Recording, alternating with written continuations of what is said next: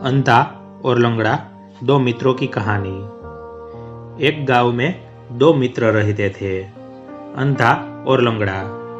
दोनों के परिवार वाले नहीं थे। गांव के बाहर एक पीपल का पेड़ था। दोनों उसी के नीचे रहते थे। गांव वाले उन दोनों से बहुत प्रेम करते थे, क्योंकि कोई कुछ काम करने को कहता तो दोनों मित्र मिलकर कर देते थे।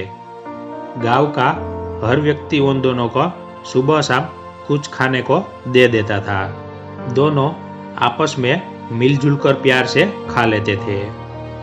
धीरे धीरे समय बीतता गया और सावन का महीना आ गया और बारिश होने लगी। कई सालों बाद इस बार बारिश ऐसी होने लगी कि रुकने का नाम ही नहीं ले रही थी। लगातार 7 दिनों तक बारिश होती रही। गांव पानी से डूबने लगा।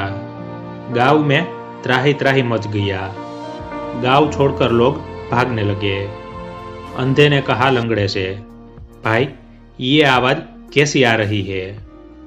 लंगड़े ने कहा कि गांव में पानी भरने की वजह से लोग गांव छोड़कर जा रहे हैं। तब अंधे ने कहा कि हम दोनों को भी यहाँ से जाना चाहिए। गांव वालों से बोलो कि वो हमें भी लेकर चले। हमने गांव वालों की बहुत मदद की है, अतः गांव वाले हम दोनों को गांव से बाहर सुरक्षित जगह ले जाने में जरूर मदद करेंगे। लंगड़े ने अपने मित्र के कथानुसार गांव के लोगों से मदद मांगी, परंतु किसी ने उन दोनों असहाय बेचारों की मदद नहीं की। दोनों बेचारे उन मतलबी गांव वालों की इस बात पर बहुत दुखी हुए।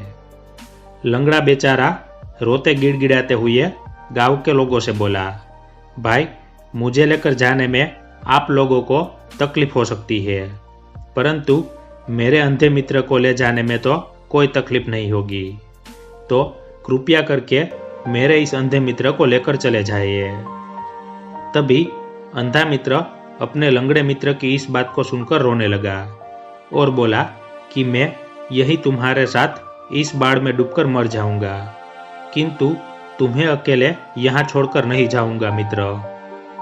ये बात सुनकर लंगड़ा भी रोने लगा और फिर दोनों एक दूसरे को गले लगकर रोने लगे।